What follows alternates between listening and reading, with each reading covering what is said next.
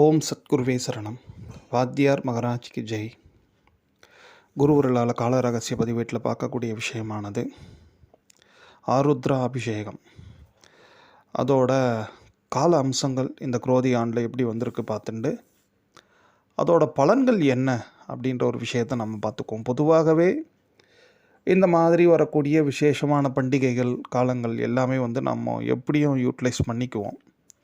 ஏன்னா ஆன்மீக அன்பர்கள் எல்லாருக்குமே தெரியும், இந்த மாதிரி ஆருத்ரா அபிஷேகம்னா நடராஜாவோட அபிஷேகம் பண்ணுறதுக்கு நம்ம ஏதாவது கைங்கரியம் பண்ணணும், ப்ளஸ் தரிசனம் பண்ணணும் அப்படின்ட்டுலாம்.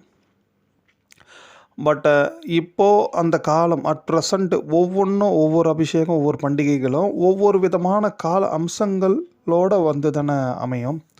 அதன்படி பார்த்துட்டிங்கன்னா இப்போ என்ன கால அம்சங்கள் இப்போ நிறைஞ்சிருக்கு இந்த குரோதி ஆண்டோட மார்கழி மாதம் வரக்கூடிய இந்த ஆருத்ரா அபிஷேகம் அந்த நட்சத்திர அபிஷேகத்துக்கு என்ன விசேஷம் அப்படி பார்த்துட்டிங்கன்னா, ஃபஸ்ட்டு நீங்கள் பார்த்துட்டிங்கன்னா அது ஒரு சண்டே ஞாயிற்றுக்கிழமை வருது. ஞாயிற்றுக்கிழமையில் பார்த்துட்டிங்கன்னா திதி வைஸ் சதுர்தசி தான் இருக்கும். உங்களுக்கு திங்கக்கிழமை தான் பௌர்ணமி.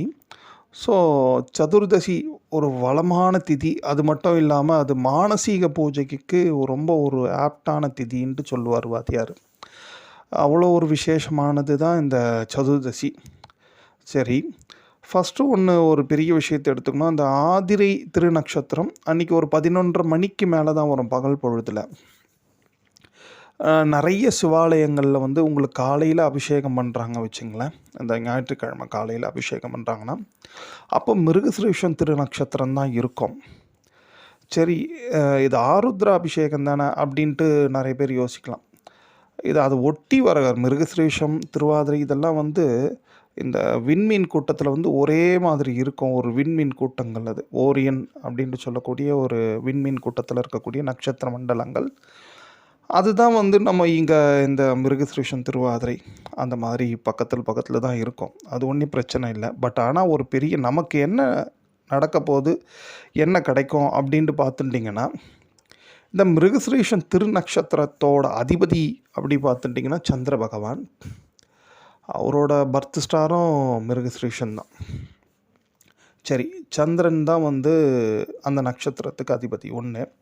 ரெண்டாவது, அந்த மிருகசிரீஷம் திருநக்ஷத்திரம் எப்பேற்பட்டது அப்படி பார்த்துட்டிங்கன்னா, அது ஒரு மானின் தலை, அதோட சிம்பிள்.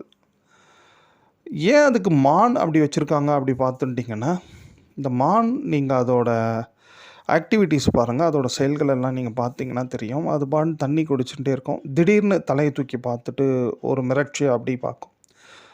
மறுபடியும் ஏதாவது புல்லை மேய்ஞ்சுட்டே இருக்கும். ஏதோ ஒரு சின்ன ஓசை கேட்டால் கூட டக்குன்னு மிரட்சியாக இருக்கும். மோஸ்ட்லி அதோட இயல்பு, மானோட இயல்பு பார்த்துட்டிங்கன்னா ஒரு பதட்டம், ஒரு மிரட்சியோடவே இருக்கக்கூடியது, வேகமாக ஓடக்கூடியது எல்லா இடத்துக்கும்.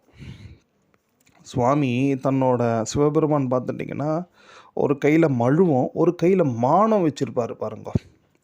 மானம் என்ன, மானோட தத்துவம் என்ன அப்படி பார்த்துட்டிங்கன்னா, அது நம்மளோட மனம். சுவாமி நம்ம மனசை அவர் கட்டுப்படுத்தக்கூடிய வல்லமை உடையவர் அப்படின்ற ஒரு விஷயத்தை குறிக்கக்கூடிய ஒரு விஷயந்தான் அந்த மான் வலுவோட சுவாமி தரிசனம் தரார். It's okay. இப்போ இது என்ன இங்கே நம்ம இதை கொண்டு வந்திருக்கோம்னா, இந்த மனதிற்கு அதிபதி அந்த மான் என்றது மனம்ன்றது புரிஞ்சுட்டோம். அந்த மனசுக்கு அதிபதியாக விளங்கக்கூடியவர் சந்திர பகவான்டும் தெரிஞ்சிடுது. இந்த சந்திரனோட ஒரு காரகத்துவம் தான் நீர். அதாவது பால், தயிர், பன்னீர், இளநீர் எல்லாம் நீர். அந்த அபிஷேக திரவியங்கள் எல்லாமே நீர் சம்மந்தப்பட்டது தானே. அதனால் அந்த அபிஷேகம் இந்த மிருகசிரீஷம் கூடிய வேலையில் சதுர்தசி ப்ளஸ் ஞாயிற்றுக்கிழமை இதெல்லாம் கூடி வரக்கூடிய இந்த வேலையில் இந்த அபிஷேக திரவியங்கள் எவ்வளவுக்கு எவ்வளோ முடியுமோ எங்கே நடந்தாலும் சரி, நடராஜா பெருமானுக்கு எங்கே அபிஷேகம் நடந்தாலும் சரி, நாட் ஓன்லி நடராஜா, சிவாலயமாகட்டும் பெருமாள் ஆலயங்களாகட்டும், எங்கே அபிஷேகம். ஏன்னா இந்த ஆருத்ரா அபிஷேகத்தோட ஒரு பெரிய ஹைலைட்டான ஒரு விஷயத்தை தெரிஞ்சுக்கணும். நம்ம என்ன நினச்சிக்கிறோன்னா அது நடராஜாவுக்கு மட்டும்தான் அந்த அபிஷேகம். அப்படி இல்லை. அந்த அபிஷேக தினங்கள் அப்படின்ட்டு வரச்சே எல்லா சுவாமிக்குமே பண்ணலாம். விநாயகர் முதற்கொண்டு அம்பாள் எல்லாருக்குமே நம்ம எவ்வளவுக்கு எவ்வளோ திரவியங்கள், நீர் சம்மந்தப்பட்ட திரவியங்கள், நீர், பால், தயிர், மோர், இளநீ சம்திங் எல்லாத்தையும் கொடுக்குறோமோ அவ்வளவுக்கு அவ்வளவு என்ன நடக்கும் என்ன கிடைக்கும் அப்படி பார்த்துட்டிங்கன்னா இந்த மனம் வந்து பக்குவப்படும். ஃபஸ்ட்டு ஒன்று மனம் வந்து அமைதியை நோக்கி போகும். மனசில் இருக்கக்கூடிய இந்த நீர் என்ன பண்ணும் பாருங்க, சுத்தம் பண்ணுறது இல்லையா, இந்த மனசில் இருக்கக்கூடிய அழுக்கெல்லாம் சுத்தம் பண்ணும். இதுதாங்க அதோட ஒரு மிகப்பெரிய விசேஷமான தத்துவார்த்தமான உண்மைகள். பல விஷயங்கள் பல புராணங்கள் நிகழ்வுகள்லாம் உண்டு, அபிஷேகத்தால் இவ்வளவு பலன்கள் உண்டு.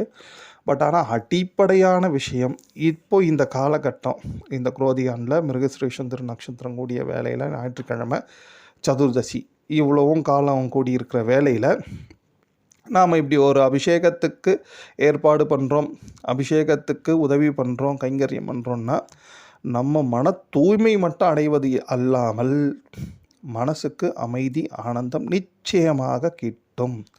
இது ஒரு பெரிய விஷயம். ரெண்டாவது வந்து இந்த ஞாயிற்றம்பல சித்தர் அப்படின்ட்டு ஒரு விசேஷமான அதிமகா விசேஷமான சித்தர் இவரை கண்டிப்பாக இந்த நாளில் நினைக்கணும். ஒன்று ஏன் அப்படி நினைக்கணும் அப்படின்ற ஒரு விஷயத்தை நீங்கள் பார்த்துட்டிங்கன்னா, இவரோட தோற்றம் எப்படி ஏற்பட்டது அப்படி பார்த்தா சிவமகா ருத்ர நேத்திரத்திலிருந்து அதோட மைய ஜோதியிலிருந்து சுவாமி தோன்றியிருக்கார். யார்? இந்த ஞாயிற்றம்பல சித்தர். இந்த ஞாயிற்றம்பல சித்தரோட இந்த நாளில் தோன்றியிருக்கார் இல்லையா, இது எப்போ அவர் தோன்றும் போது அந்த காலம் எப்படி இருந்ததுன்ற வாதியார் குறிப்பிட்டிருக்காருன்னா, ஒரு ஞாயிற்றுக்கிழமை கூடிய ஆருத்ர அபிஷேக தின நாளில் அப்படின்ட்டு தான் குறிப்பிட்டிருக்காரு. இப்போது நமக்கு ஞாயிற்றுக்கிழமை கூடிய ஆருத்ர அபிஷேக தினமாக அந்த நாள் வந்திருக்கு. இது கிட்டத்தட்ட பார்த்துட்டிங்கன்னா 2012 அப்போது ஒரு வாட்டி வந்ததுன்னு நினைக்கிறேன். இந்த மாதிரி ஒரு ஆருத்ர அபிஷேகம் ஞாயிற்றுக்கிழமையில் மறுபடியும் இப்போ நமக்கு வருது. இந்த காலம் வந்து சுவாமி அந்த சித்தர் வந்து தோன்றிய விசேஷமான காலம். அவருக்கு வந்து நம்ம நித்திய தர்ப்பணம் பண்ணுறவங்கெல்லாம் அவருக்கு அர்க்கியம் கொடுங்க. அவருக்கு தர்ப்பணம் பண்ணக்கூடாது சித்தர்கள் மகரிஷிகளுக்கெல்லாம் அர்க்கியம் கொடுங்க. முடிஞ்சால் இங்கே சென்னையில் திருமயிலையில் தான் அவரோட போக்குவரத்து அதிகமாக இருக்குது அப்படின்னு ஒரு வாதியார். அதனால் மயிலாப்பூர் வாய்ப்பு இருக்கிறவங்க போயிட்டு வாங்க, அவரோட அனுக்கிரக ஆசி நிச்சயமாக கிடைக்கும். ஸோ இதுதான் இப்போதைக்கு அபிஷேகத்துக்கான ஒரு சின்ன விஷயங்கள். இது நீர் சம்மந்தப்பட்டு இருக்கிறனால ஒரு பெரிய விஷயமும் நம்ம தெரிஞ்சுக்கணும். நீரின்றி அமையாத உலகு அப்படின்ட்டு சொல்கிறாங்க இல்லையா.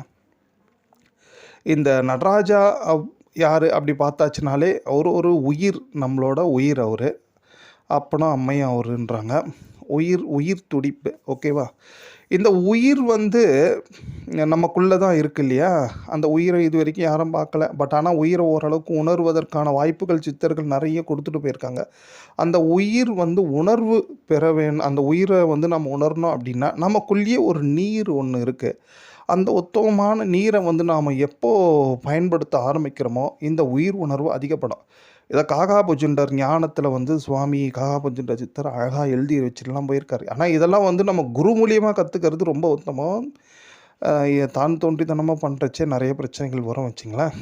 இப்போ இந்த நீருக்கு சொல்கிறேன், ஏன் நடராஜாவுக்கு போய் அங்கே ஜலம் கொட்டுறோம், புறத்தே இந்த மாதிரி வேலையெல்லாம் பண்ணிட்டு இருக்கோம் அப்படி பார்த்தாச்சுன்னா நம்ம அகத்தே அதெல்லாம் தெரிஞ்சிக்க முடியறதுக்கு அறிவு இல்லை. அதனால் வந்து புறத்தே சுவாமியை வந்து இந்த மாதிரி ஆராதிக்கிறோம். அவரோட அனுக்கிரகம் ஆசியால் நம்ம உள்ள நடராஜா எங்கே இருக்கிறாரு அதை தெரிஞ்சுட்டு அவருக்கு நம்ம கூடிய விரைவில் அந்த நீரை கொண்டு பண்ணக்கூடிய ஒரு அபிஷேக ஆராதனைகள் பண்ணிட்டோன்னா அது எளிமையான முக்தியை வந்து நம்ம கொடுத்துரும்.